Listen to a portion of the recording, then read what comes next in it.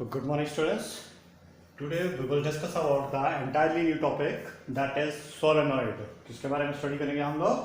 Solenoid के बारे में स्टडी करेंगे। अब यहाँ पे सबसे पहले हम ये जान लेते हैं कि सोलेनॉइड होता क्या है। ठीक है, it is the cylindrical coil of many tightly bound turns. Cylindrical coils होती है जिसमें एक बड़ी ज्यादा टाइटली बॉन्डेड टर्न्स होती है। फॉर एग्जाम्पल, अगर मैं एक वायर लेता हूँ और उस वायर को एक पेन के ऊपर ट्विस्ट करता हूँ, जैसे मैं पेन के ऊपर इस तरह से रैप करता चलूंगा, ट्विस्ट करता चलूंगा, तो इसकी शेप कुछ इस तरह से हो जाएगी। ठीक है, मतलब एक स्प्रिंग जो आप लोगों ने चेक देखा होगा तो उसकी तरह एक शेप बन जाएगी इसकी। ठीक है, और इसके बॉन्ड जो टर्न्स होंगे वो बड़े ज्यादा बॉन्डेड होते हैं, दूसरे के बड़े ज्यादा नजदीक होते हैं। ठीक है, जिसमें इनका डायमीटर जो होता है it is very smaller in comparison to its own length. इसकी लेंथ के कंपैरिजन में इनका डायमीटर जो होता है वो क्या होता है, बड़ा ज्यादा छोटा होता है। ठीक है, तो इसी कॉन्फ़िगरेशंस को हम क्या बोलते हैं, सोलेनॉइड बोला जाता है इस कॉन्फ़िगरेशंस को। क्लियर हुई बात सभी को? ठीक है, cylindrical coil of many tightly bonded terms in which diameter is smaller in comparison to the length of that solenoid. ठीक है, सिंपल सा एक स्प्रिंग ले लो, तो spring is also act as a solenoid की तरह ही वो काम करता है। ठीक है, अब यहाँ पे क्वेश्चन अराइज होता है, why we use the solenoid. Solenoid हम यूज क्यों करते हैं? ठीक है, अब यहाँ पे अगर हम सिंपल मैग्नेट की बात करते हैं तो मैग्नेट आप लोगों ने देखा होगा। ठीक है, सिंपल मैग्नेट जो होता है वो कुछ इस तरह से होता है, having the north pole as well as the south पोल।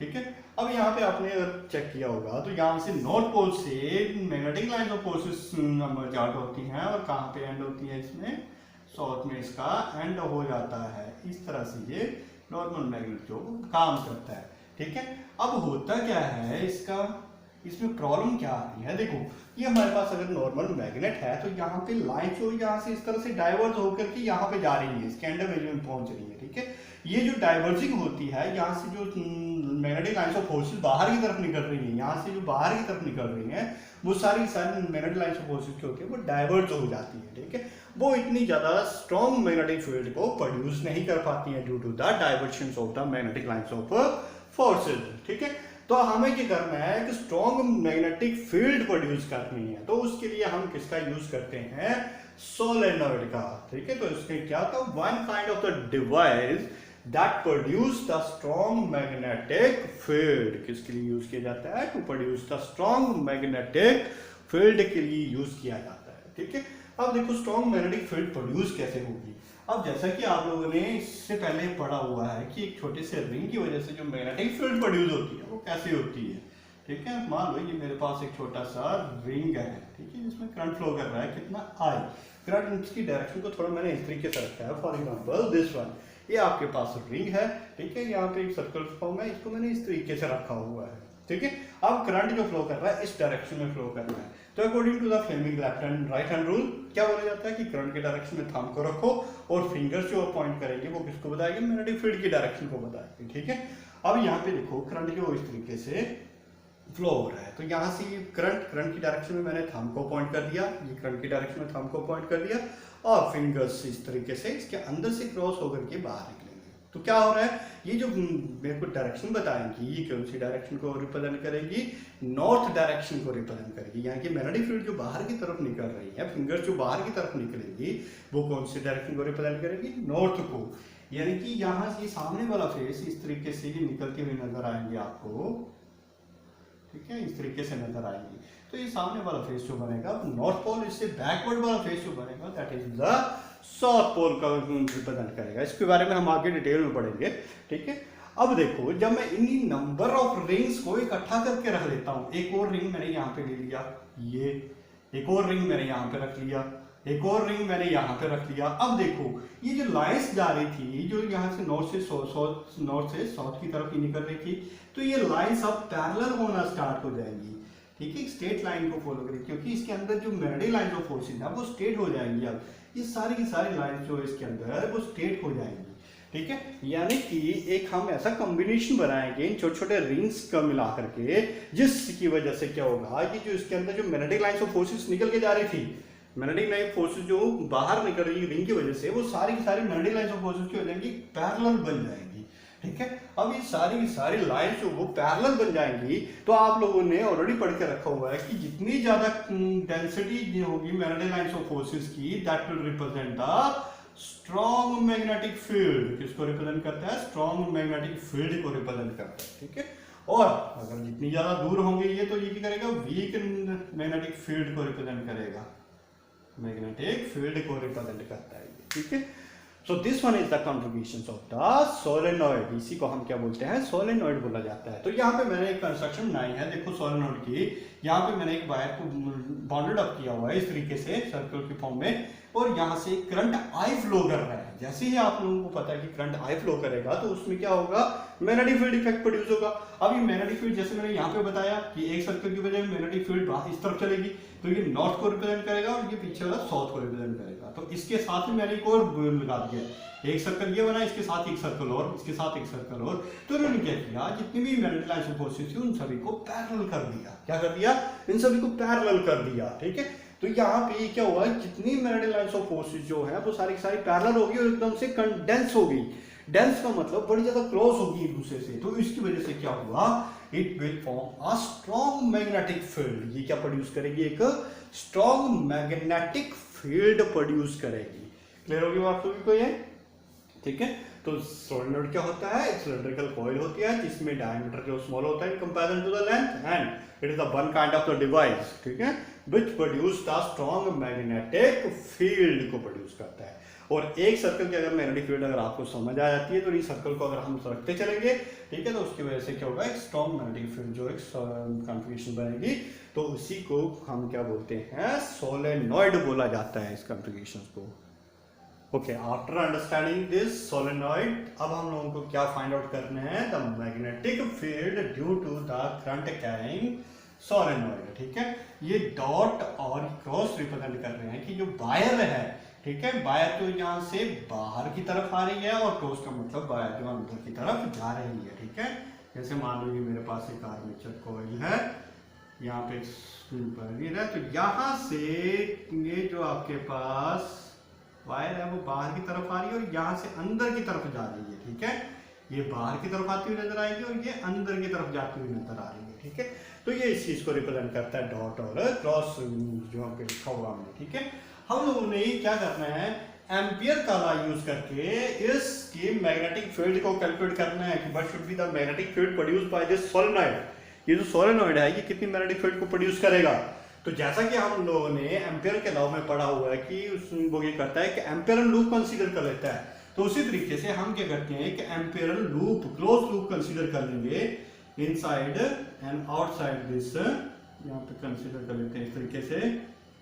ये मैंने एक क्लोज लूप रेक्टेंगल की शेप में कंसीडर कर लिया, ठीक है, सॉरी स्क्वायर की शेप में कंसीडर कर ली, जिसकी लेंथ एल के इक्विवेलेंट होगी। क्लियर होगी बात?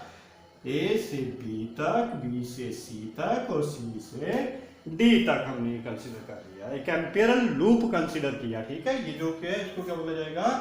एम्पियरल लूप। क्या बोला जाएगा इसको?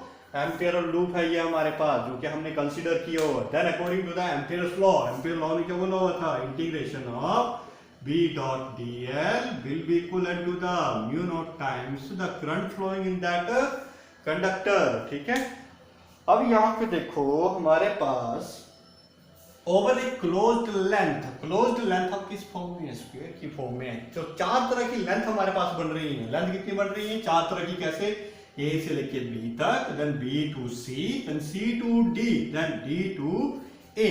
तो इस क्लोज लूप को हम ओपन करके लिख सकते हैं। कैसे? इस तरीके से A to B, B dot D L plus off, then B to C, B dot D L plus C to D, B dot D L plus D to A, B dot D L, ठीक है, will be equal to the. अब देखो ये सारे के सारे close loop को मैंने ओपन करके लिख लिया इन द लेंथ की फॉर्म में, ठीक है। अब यहाँ पे देखो ये जो करंट फ्लो कर रहा है, ये करंट क्यों होगा? The current flow inside the Amperian loop. इस एम्पियरल लूप के अंदर जितनी वायर्स हैं, ठीक है, उन वायर्स में टोटल करंट कितना फ्लो कर रहा है? हम यहाँ पे कंसीडर कर लेते हैं कि n is the number of turns. n किस चीज को रिप्रेजेंट करेगा? यहाँ पे ले लेते हैं and represent the number of turns per unit length. एक यूनिट लेंथ के अंदर जो नंबर ऑफ टर्न्स है वो से रिप्रेजेंट होता है। तो मुझे पता करना है कि इस लेंथ के अंदर टोटल करंट कितना फ्लो हो रहा है। तो हमें पता है कि इसके इक्विवेलेंट होता है म्यू नॉट। तो यहाँ पे मैं आई नहीं लिखूंगा, यहाँ पे लिखा जाएगा कि नंबर ऑफ टर्न्स कितने हैं, ठीक है, number of turns multiply by the length of that conductor, यानी कि उसकी लेंथ कितनी है जितनी हम इसको कंसीडर कर रहे हैं, ठीक है। तो ये बन जाएगा हमारे पास that will be equivalent to the n number of turns per unit length, that is n, और टोटल लेंथ कितनी है यहां से लेके यहां तक, that will be equivalent to the l, और कितना करंट फ्लो कर रहा है इसमें, I करंट फ्लो कर रहा है, ठीक है। तो अब हम इसको सोल्व करते हैं। तो ये हमारे पास देखो, जब हम सोल्व करते हैं तो ऑब्वियस सी बात है, यहाँ पे एंगल कितना बनता है, cos ऑफ थीटा का एंगल बनता है BDL cos of theta plus B2C VDL cos of theta plus C2D VDL cos of theta plus D2A VDL cos of theta will be equivalent to the, किसके equivalent आएगा, mu naught times number of turns per unit length, that is n, और कितनी length के अंदर ये turns ले रहे हैं, l लेंथ के अंदर ये टर्न्स ले रहे हैं, और कितना करंट फ्लो कर रहा है, that is I current flow कर रहा है, ठीक है। तो ये हमें बताएगी वैल्यू किसके, कि इतने इतने टर्न्स के अंदर कितना करंट फ्लो करेगा, ठीक है। अब यहाँ पे देखो हमारे पास एंगल चूज करते हैं। देखो यहाँ पे मैग्नेटिक फील्ड की डायरेक्शन इसी डायरेक्शन में है, लेंथ जो A से लेके B तक ले रहे हैं हम सेम डायरेक्शन में, यानी कि in this case the angle will be equivalent to the 0 degree BDL cos of 0 degree plus B2C B से C तक। देखो मैग्नेटिक फील्ड इस डायरेक्शन में गई, लेंथ हमारी ऊपर की डायरेक्शन में जा रही है, ये मैग्नेटिक फील्ड आ गई और ये लेंथ आ गई, तो दोनों के बीच का एंगल 90 डिग्री। तो यहाँ पे cos 90 की वैल्यू कितनी हो जाएगी, 0 के बराबर, VDL cos ऑफ 90 डिग्री लिख देते हैं पहले यहाँ पे। उसी तरह से D से लेके A तक, D से लेके A तक, अब ये होगा एंगल 180 डिग्री का। बट यहाँ पे हम मानते हैं magnetic field outside is approximately equal to 0। क्या, मैग्नेटिक फील्ड आउटसाइड की होती है नियरली इक्वल टू 0, ठीक है। तो मैग्नेटिक फील्ड की वैल्यू कितनी होगी, C2D, that is 0 into DL cos of 180 degree plus of third, देखो D से A की तरफ आ रहे हैं तो एंगल फिर से कितना बन रहा है, मैग्नेटिक फील्ड ये गई, लेंथ नीचे की तरफ आ रही है तो एंगल कितना बना, 180 डिग्री का, ठीक है। D2A BDL cos of 90 degree, that will be equal to the mu naught times NLI, ठीक है। ये बन गया हमारे पास। अब इसको सिंप्लीफाई करना हम लोगों ने और मैग्नेटिक फील्ड निकालनी है कि सोलेनोइड जो है वो कितनी मैग्नेटिक फील्ड को प्रोड्यूस करता है, ठीक है। तो यहाँ पे देखो हमारे पास cos 0 की वैल्यू 1, तो हमारे पास बचा क्या फैक्टर यहाँ पे A to B BDL cos 0 की वैल्यू 1, ये 0 हो गया, ये भी 0 हो गया और ये भी 0 हो गया, तो बचा क्या हमारे पास यहाँ पे simply mu naught times NLI। अब देखो मैग्नेटिक फील्ड तो हमें कैलकुलेट करनी है, तो magnetic length over the length AB will be equal to the mu naught NLI। A से लेके B तक देखो कितनी लेंथ है, ये A से लेके B तक की लेंथ देखो L की इक्वलेंट है, तो हमारे पास बन जाएगा factor, sorry B into L will be equal to the mu naught NLI। अब देखो यहाँ पे left hand side right hand side में L प्रेजेंट है, तो मैग्नेटिक फील्ड कितनी बनी हमारे पास, अब mu naught times NI, that is the magnetic field produced by a solenoid, ठीक है। इतनी इतनी मैग्नेटिक फील्ड जो एक सोलेनॉइड जो वो प्रोड्यूस करेगा, ठीक है, that is called the magnetic field due to the current carrying solenoid. अब यहाँ पे देखो इसको हम एक और फॉर्म में लिख सकते हैं, कैसे, n किस चीज को रिप्रेजेंट कर रहा है, number of turns per unit length को रिप्रेजेंट कर रहा है, n किसको रिप्रेजेंट कर रहा है, number of turns per unit length, ठीक है। तो n किसको, number of turns, that is n upon L, total number of turns per unit length, तो इसकी वैल्यू को हम यहाँ पे सब्स्टिट्यूट कर देते हैं। तो मैग्नेटिक फील्ड को हम यहाँ पे ऐसे भी लिखते हैं, mu naught N upon LI, that is the magnetic field, ठीक है, ड्यू टू दिस सोलेनॉइड।